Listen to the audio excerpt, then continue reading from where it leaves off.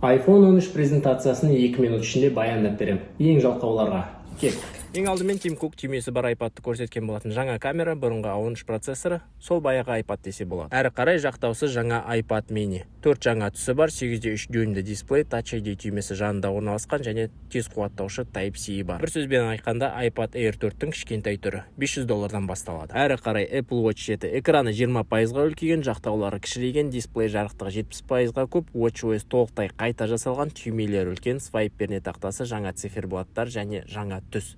Сонымен қатар тез қуаттаумен жаңа белдіктер. Керемет. Бұдан кейін Fitness Plus қосымшасы. Бұл сізге қызық па? Әрине жоқ. Сол себепті iPhone 13 жаңа түстері әдемі көрінеді, дизайны сол баяғы, бірақ экраны жарығырақ. Жоғарғы бөлігінде Face ID мен камера орны кішірейді. Минида сатылымда бар A15 процессоры. Әрине бұрынғыдан да қуаттырақ және тезірек.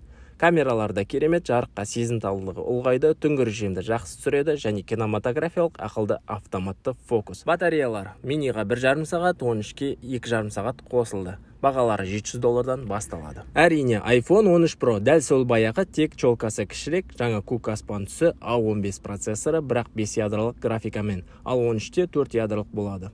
Және бәріміз көткен ProMotion 20 Гц дисплейі, соған байланысты iOS 15-ті толығымен өзгертті.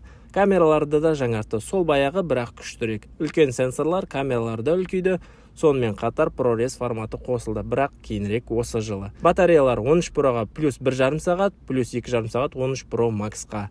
Және сол бағаларда $1000 және $1100 басталады, және 1 терабайттық нұсқасы шықты. iPhone 13 Қазақстанда сатылымда 42-дің соңында болады. Бұйырса, лайк басып, бәріне таратыңыздар. Сау болыңыздар.